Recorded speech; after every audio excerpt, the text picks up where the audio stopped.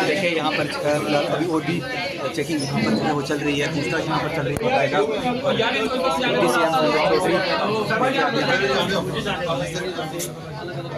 दिखे माथे तो है आराम से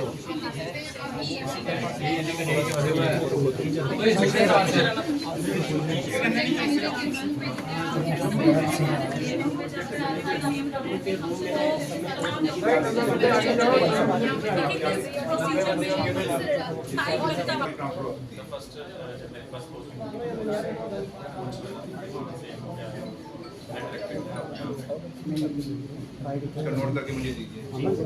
क्या काम किया आपने? क्या डेवलपमेंट करनी है आपने? क्या ये क्या कागज आपने डॉक्यूमेंट रखा?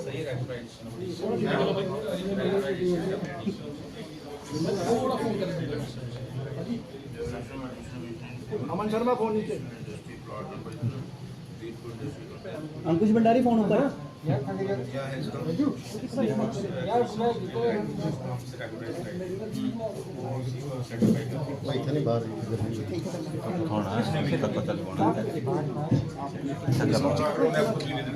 ये जो इन्वेंट्री इसने बनाई है, इन्वेंट्री अभी ले लो, चेंज ना कर पाए। अब चेंज नहीं होगी, जो इसने बनाई है इसी को रखो, ठीक है? देख लो ये वो कर ना पाए, ठीक है? पूरा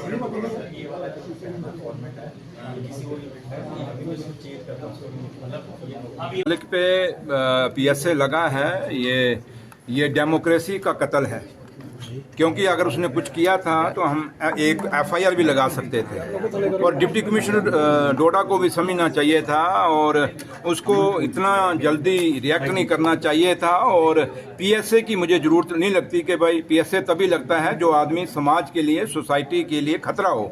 मिराज मलिक एक इलेक्टेड ऑनरेबल एमएलए थे और वो इलेक्शन जीत के आए थे, डोडा के लोगों ने जिता के भेजा है और जिस आदमी को जिता के भेजा गया हो वो आदमी कभी समाज के लिए खतरा नहीं हो सकता। और यही हिंदुस्तान की खूबसूरती है और हिंदुस्तान के आइन की खूबसूरती है कि आपको बोलने का हक है। लेकिन जहाँ तक बदतमीजी का ताल्लुक है, अगर आप कहते हैं, मैं भी मानता हूँ कुछ शब्द उनके वर्ड कुछ थे ऐसे जो लगते हैं हम सबको, आपको भी लगे होंगे कि गलत हैं, बट मैं एक चीज़ आपको पूछना चाहता हूँ बीजेपी के लोगों से कि आप बड़ी खुशियाँ मना रहे हैं कि पीएसए लगा है मिराज मलिक पे, तो एक बात याद रखना, आज दिन उधर है, कल दिन इधर भी आएगा।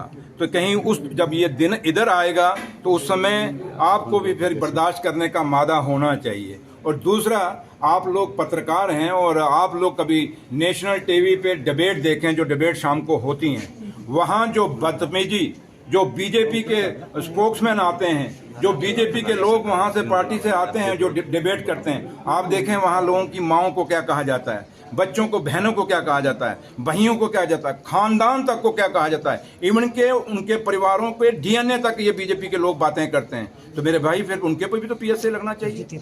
जो भी इस देश के अंदर हिंदू मुसलमान की बात करेगा, भाईचारे को तोड़ने की कोशिश करेगा या सरदारों के नाम पे कहीं इस भाईचारे को तोड़ने की कोशिश करेगा, जो भी ऐसी हरकत करना पे उन सब पे पीएसए लगाइए।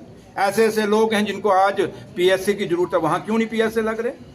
इसलिए ये सवाल बहुत बड़ा है और ये पीएसए नहीं है महाराज मलिक पे, बल्कि ये हिंदुस्तान की डेमोक्रेसी के ऊपर पीएसए लगा है।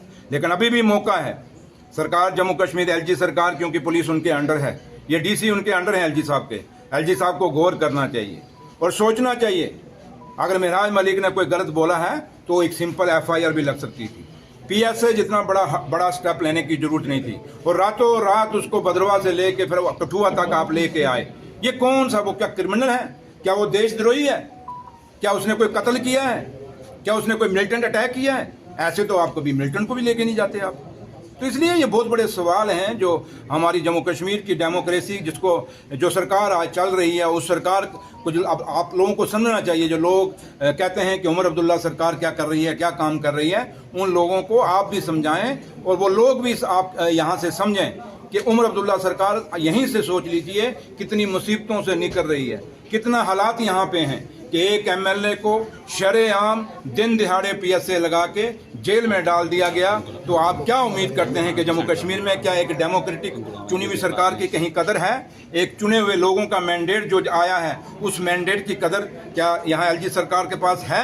अगर है तो मैं आज भी एलजी साहब से अपील करूंगा कि मिराज मलिक का जो पीएसओ है इसको रिवोक करिए और उसको बाहर आने दीजिए, और बात रखने का हक सबको है। और अगर बदतमीजी की बात है तो फिर हर उस आदमी पे, चाहे वो हिंदुस्तान के किसी भी कोने पे है, वो अगर गाली गलौज करता है, चाहे वो किसी भी पार्टी का है, तो उसके ऊपर भी वे पीएसए लगा।